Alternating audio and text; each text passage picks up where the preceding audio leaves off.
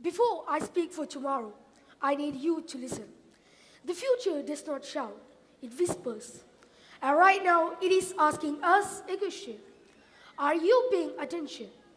When we talk about the future, we often imagine flying cars, smart cities, and advanced technologies.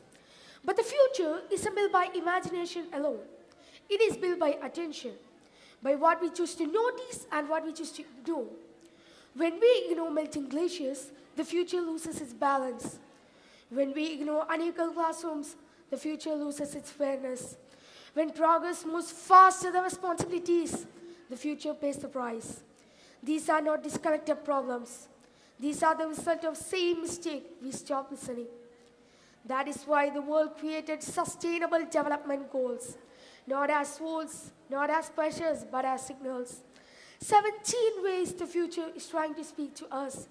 Listen closely and you will hear the pattern. Quality education is the future saying, give everyone a voice. Good health is the future saying, growth should not cost human life. Climate action is the future saying, you cannot replace a planet. Innovation is the future saying, think before you build. The SDGs are not goals for governments alone. They are the reminders for all of us to think before we act. And that is where leadership begins. Not with authority, not with age, but with awareness.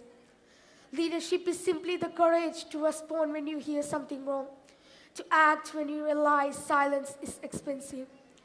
Great leaders are not the loudest in the room. They are the ones who listen long enough to understand what truly needs to change. Leadership does not begin someday. It begins the moment you stop saying, someone should do something and start saying, why not me? The same is true for innovation.